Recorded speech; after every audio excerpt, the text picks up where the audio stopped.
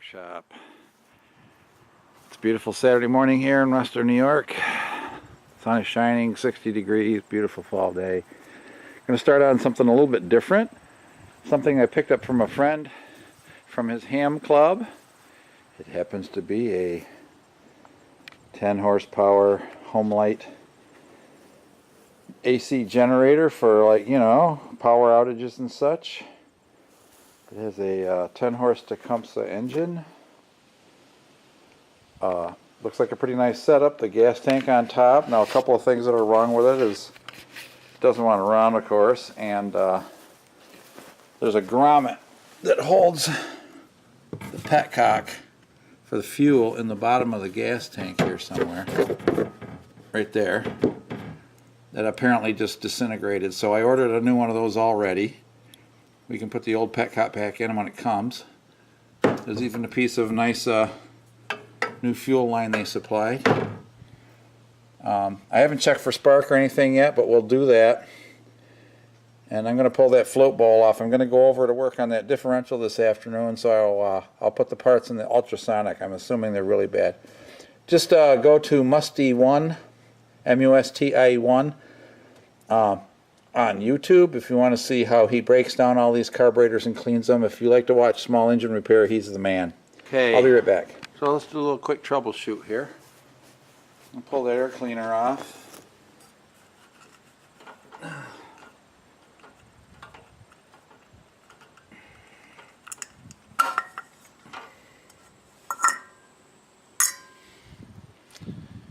Looks usable, looks dry. Actually, I don't see any dirt in it hardly at all. Carburetor throat has a little gunk running out of it.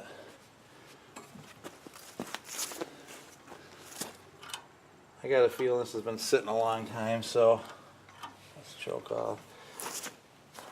Let's take that float bowl off.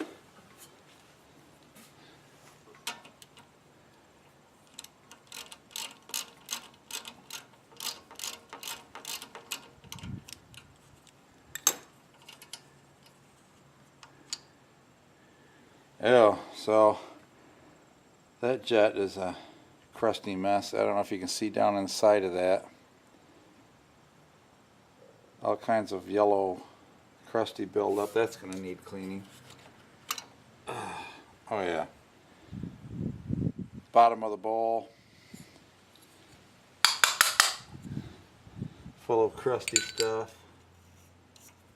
It has a brass float, which I'm not a real fan of. Let's see, there's a fuel line hooked up to it. Will blow. So the float works okay. But I'm guessing this is just crusty and dirty up in here, so I'm gonna have to pull that off.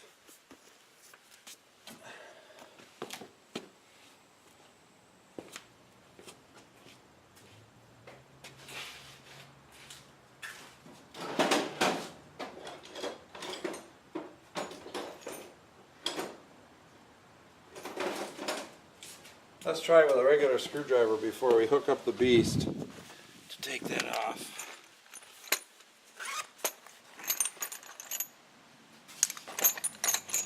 There's a good sized one.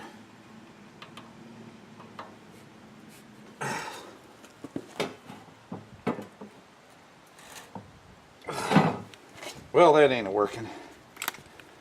Let's try the beast with a little hammer on it. Of course, you got to be careful not to get too crazy. Twist something off.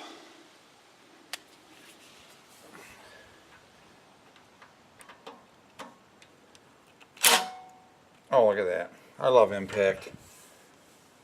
I got to get in your way here to get this screwdriver.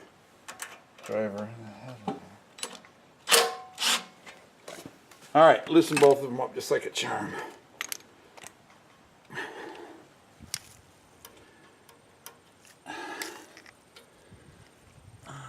That's just the breather tube. See if I can push that out before we get started here. Oh yeah, it's loose. Good news is it's loose. Uh-oh, I dropped the Can't lose that. There comes the needle out. I'll be on the...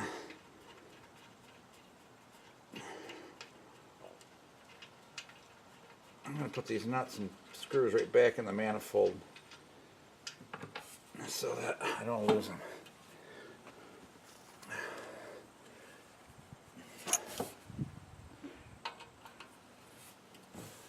I'm going to eventually convert this to propane anyway, but I want to see it run on fuel first.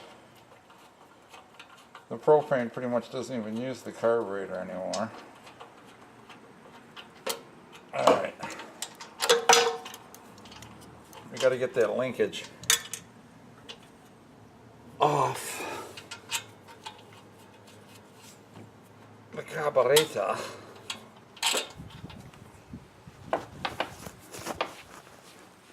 So we don't bend it. That's what they call a Z-bend. See, it just has a little...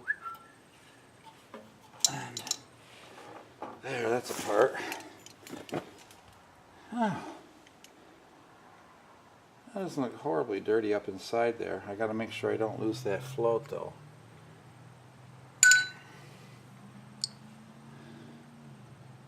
But it probably warrants a good cleaning. I'm sure there's little passages up inside.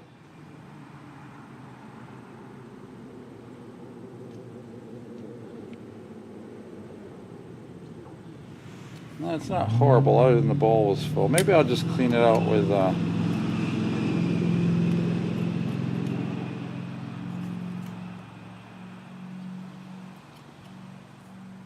there's a little orifice right through there too from that main jet.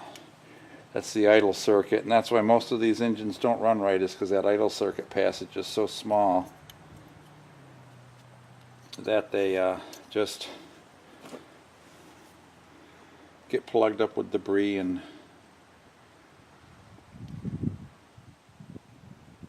that's it. So I don't see any removable jet. That must be it right there, and it says 186 on it. I'm assuming that's the jet size. But most of these carburetors are the same. Some of them will have a jet that screws into the bottom from the inside after the float bowl is off. It appears that this one is not the case. There's really not much else in here that's removable.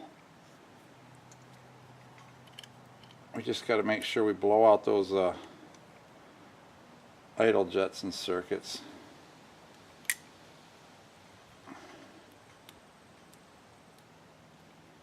Good, the gasket came off. Looks like it come off in one piece. We'll lay that right there. I'm going to take the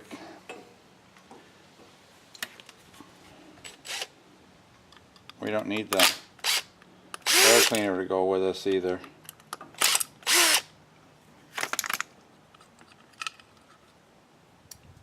So we'll just lay this here. How good the gasket went with the air cleaner. There's the float. We'll test the float. Pull that fuel line off. I'm going to replace that anyway. Let me get a knife and cut that. Well, I just was physically able to wiggle that line off enough and get it off in there. I'm going to leave the clamp on there. So here's the whole rig. There's this seal. I'm going to leave that behind too. I don't want this stuff to get lost or broken. Got to watch it because the pin comes out of that float pretty easy. So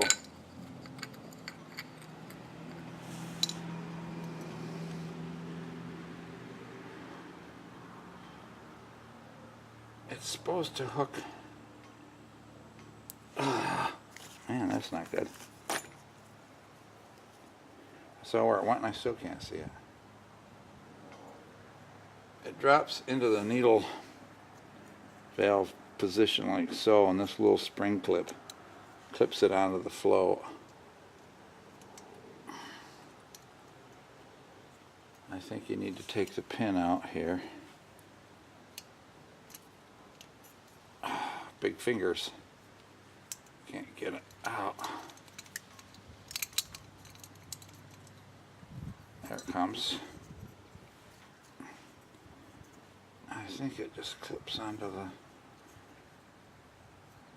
There's a little tab there that pushes the... That's how you adjust these metal floats too. You bend that little tab that this is resting on up and down. I've done that enough in my days when I used to have mini bikes when I was a kid. And you drop the needle valve in there. And you take that pin, which is held by nothing. The pin just sits in the hole. And by virtue of the fact that the float bowl sits on there like such. Now it has no gasket, that's why it sits on there goofy.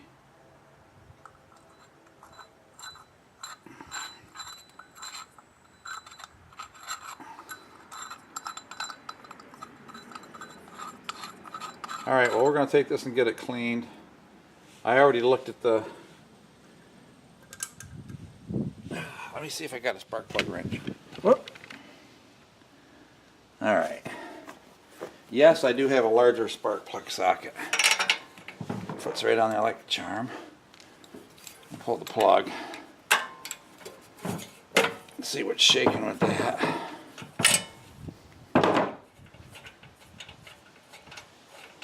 We'll do a quick spark check. Plug looks alright.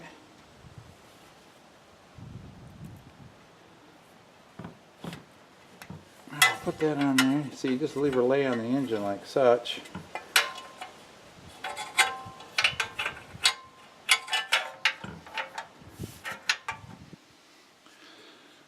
See if we get a spark. You can't quite see it because it's jumping all over. You hold that down so she don't bounce around. I don't want to hang on to the thing. I had enough spark plug shocks when I was a kid. Wait a minute.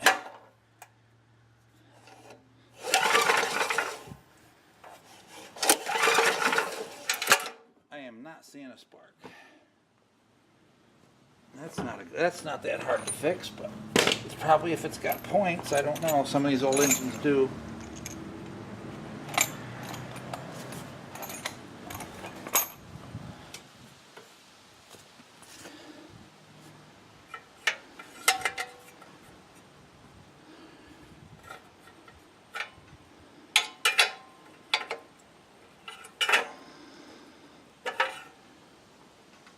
Of course, it might just be too bright here, too.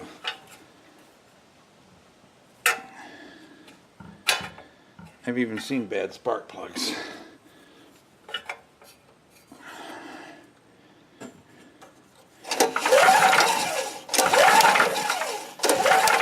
Oh yeah, I think there's spark there. Oh yeah, I got spark. It looked a little weak. But I did see a little tiny arc there, so I think we're alright. If I had a little dash of fuel I could drizzle in there, we'd see if she'd run. Alright, let's see if we can find a suitable thing here to make some noise.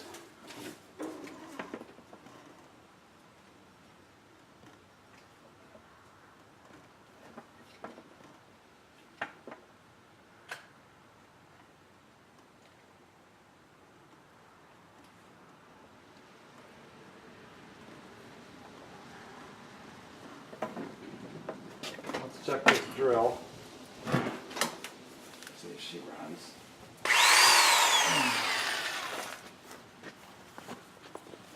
We're going to try to see if the generator even works. Push the reset buttons. Get that guy up here out of the way.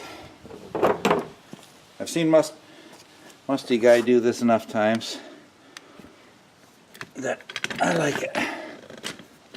He's quite the troubleshooter. So you just drizzle a little fuel. This is fresh fuel right out of my fuel tank for the farm, the garage stuff here. lawnmowers and such. Screw that baby down in there. Now hopefully we get it to run and you'll be able to see if that drill turns.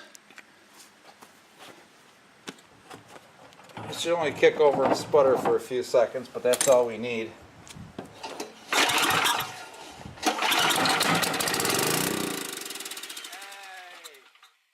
Did you see the drill run and the motor run? Alright, all we gotta do is fix the carburetor, it looks like.